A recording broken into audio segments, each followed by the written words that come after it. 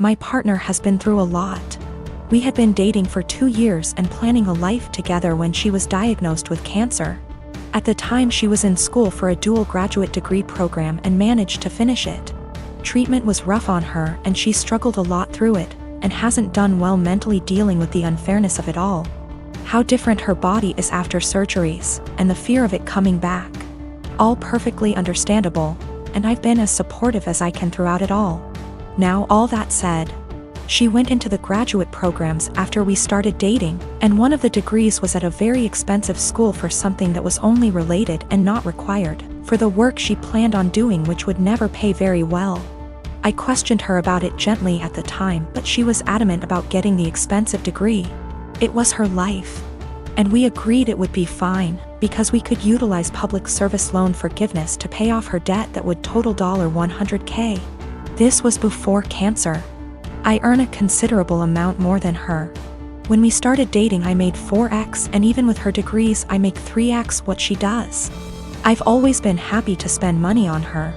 And after having moved in together over a year ago and proposing shortly after, I really went into the mindset of it being our money. When we moved in she was finishing her degrees and I covered 100% of our bills, including some tuition costs for an extra semester since she was slightly delayed by her treatment.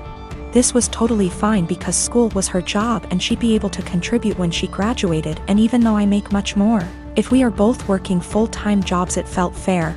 Now that she has graduated and started working, she is miserable at her job mostly because she is incredibly anxious that she isn't doing it well, and doesn't feel like her school prepared her. She was already prone towards anxiety and depression, she takes medicine for it. But mentally she is in a very bad spot because of all this. On top of that she feels like she doesn't doing enough for her health, mostly exercise, to keep her healthy to reduce the cancer from coming back, but she says she is too tired after work to do much else than occasionally go on a walk. Recently she got the idea in her head to start working half weeks to give her more time to exercise and stress her out about work less. She says not knowing for sure how long she'll live has changed her priorities about working. Before all this she was a pretty driven type of personality, working multiple jobs. But working part-time doesn't meet the requirements for public service loan forgiveness. We've talked about it extensively and she feels it is important for her to work part-time. But I am not very comfortable with the idea for many reasons. I get where she is coming from in her needs, but feel like she is looking for a quick fix to her problems. That puts us in a pretty big hole financially because she is so miserable instead of fully dealing with her problems. I'd be more okay with it if it was short-term while she sorted through some things, but she says she just wants more time to exercise and be stress-free, so she doesn't know when that would end. I just feel like she is taking our relationship, which is already unbalanced, and asking to make it a lot more so, and solely because she is in a position to do so because of my job. We can financially afford it, but I haven't been able to come to terms about the disproportionality it would create in our relationship. P.S. My longtime partner wants to start working half-time to relieve her work stress and give her more time to take care of her health, but it makes me uncomfortable because she has $100,000 of debt and it would make our relationship very unbalanced. My girlfriend, Rose, and I have been together for 4 years and she is 5 months pregnant with our first child. My mom seemed to really like Rose, or at the very least tolerated her, but after we announced that we were expecting, something definitely switched in her. She has become extremely rude and disrespectful towards my girlfriend. She makes passive-aggressive comments at every chance she gets. I've had to take a step back from my mother until she fixes her behavior. Rose had gone to visit her family who lives far out of town. It was a very last-minute trip, and she drove herself to the destination and back. Unfortunately, at around 6 p.m., her car broke down and she was forced to pull over.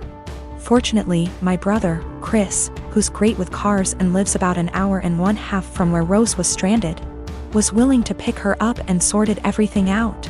I was out of the country, so I'm grateful that my brother sorted everything out for her. Chris moved back in with my mom about a year ago. Obviously, the situation wasn't the best, especially considering the tension between Rose and my mom that exists for no particular reason.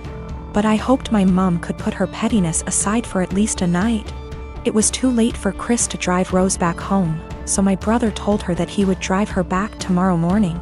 An arrangement that my mom seems to not like, but one that she managed to keep her mouth shut about, my girlfriend tells me. Rose helps prepare dinner, wash up, and actually engage in a decent conversation with my mom for the first time in ages. However, they mostly avoid each other. Chris goes to bed earlier, leaving my mom and Rose. My mom lives in a 2-bedroom apartment, and since both bedrooms were taken, Rose assumed that she would be sleeping on the couch. She apparently assumed wrong. My mom gives Rose the thinnest blanket ever and basically screams at her, telling her that she has to sleep on the floor to not ruin her couch. She tells Rose to make do with the pillows on the couch and the blanket that provides zero warmth. Rose thought about protesting, but ultimately decided against it.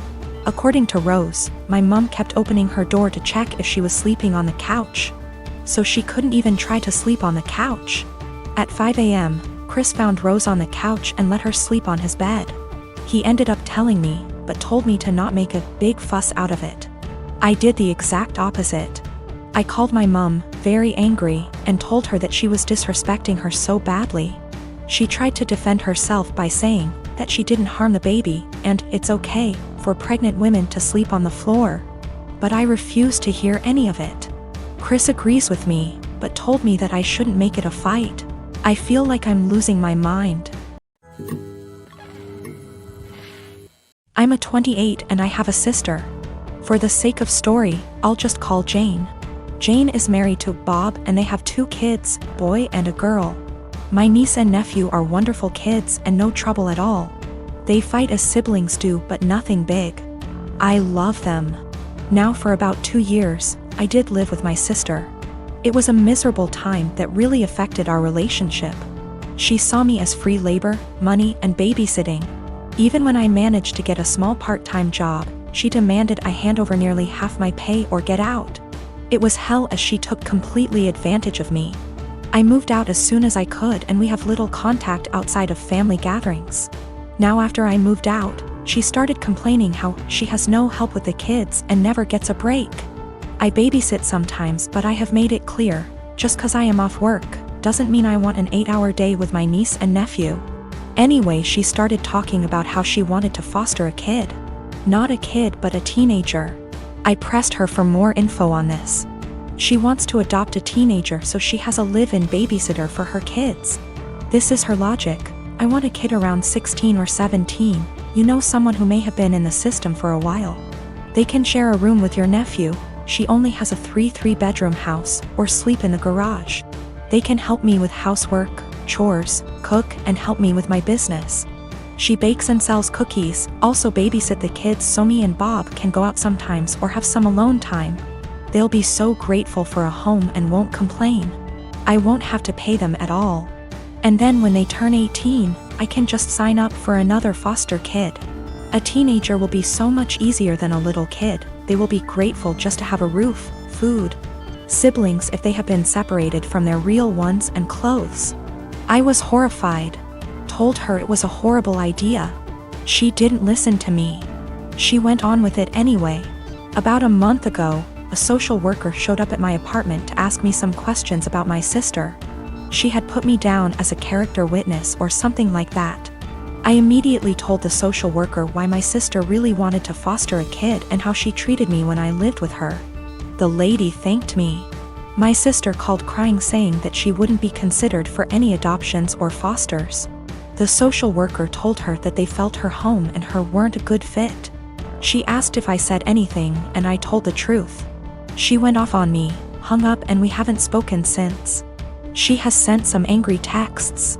A couple family members are on her side.